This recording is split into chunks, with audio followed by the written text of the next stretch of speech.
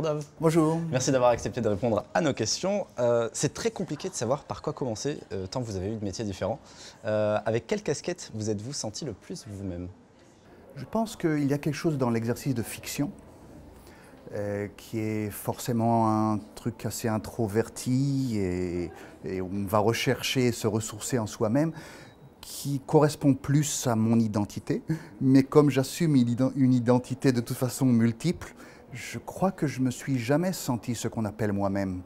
Et c'est ce qui me permet d'explorer personnages, projets journalistiques, projets cinématographiques, avec le sentiment que je suis partout chez moi et nulle part un peu chez moi. Qu'est-ce que le métier de journaliste a apporté à votre style d'écriture? Alors, à mon style, rien. J'écrivais dès l'âge de 6 ans, mais la connaissance des questions que je pourrais en fait les résumer à une, comment marche le monde? J'étais persuadé que ce que j'écoutais aux informations était la vérité, ce que je lisais dans le journal était effectivement ce qui se passait. Et ce n'est, je pense vraiment, que quand je suis devenu rédacteur en chef du Haaretz, qui est un journal israélien réputé parmi les meilleurs du monde, je pense, dans tous les grands questionnaires de journalistes. Et là, j'étais vraiment face à des chefs d'État, pas seulement israéliens, et j'ai compris que la façon dont le monde est gouverné n'est pas du tout ce que je croyais.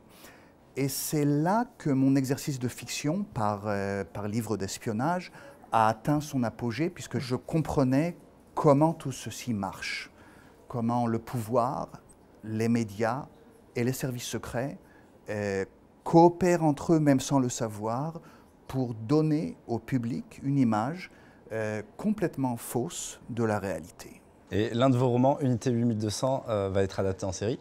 Est-ce que vous pouvez nous parler un petit peu plus de cette histoire? Alors, le premier chapitre de ce roman a été écrit quand j'ai quitté les services secrets israéliens où j'étais officier de renseignement. L'idée est venue plutôt d'eux que de moi parce que donc j'ai fait mon service militaire, je suis devenu officier, j'ai fait encore des tas de choses dans une unité très, très secrète qui s'appelle Unité 8200 des services secrets israéliens, moins connue que le Mossad, mais beaucoup plus importante.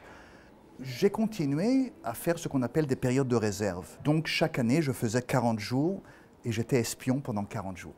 À un moment, ils commencent, au bout de 3-4 ans, à vous passer au polygraphe, au détecteur de mensonges. Ils vont vous demander, en tant que journaliste, est-ce que vous avez eu des contacts avec l'ennemi?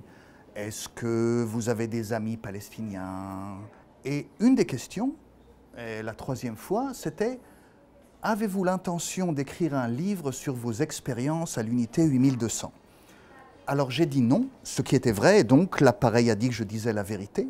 Mais en sortant, je me suis dit, tiens, c'est pas bête ça, c'est pas idiot. Et c'est comme ça que l'idée est venue. Et est-ce que vous avez certaines attentes vis-à-vis de cette adaptation? Je serais presque tenté de dire, je voudrais être surpris moi aussi. Donc non, je n'ai aucune attente. On va parler maintenant juste des séries en Israël. Quel est votre regard sur les productions de séries? Alors, je pense sincèrement, on peut lire mon livre et comprendre que je ne suis pas du tout un nationaliste israélien. Mais je pense sincèrement que dans certains arts, la culture israélienne, les artistes israéliens amènent quelque chose qui n'existe pas autre part. Les chorégraphes israéliens sont parmi les meilleurs du monde. Je pense à la littérature israélienne, David Grossman et bien d'autres.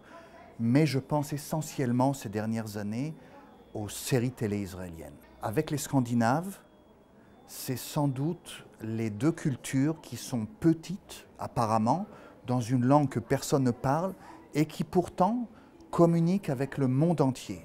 Ce sont donc des sujets universels. Ces trois adultes autistes de la production Yes, qui s'appelle On the Spectrum, c'est quelque chose que nulle part ailleurs on a fait.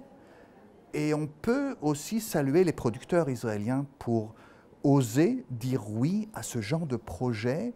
Représentez-vous un producteur français, j'en ai rencontré ici quelques-uns, je ne veux pas dire du mal, mais si quelqu'un, un scénariste, disait « voilà, j'ai cette idée extraordinaire, ces trois autistes adultes qui vont être colocataires dans un appartement et ça va être très comique. Alors, je vous assure qu'il serait mis à la porte, mais en 5 minutes.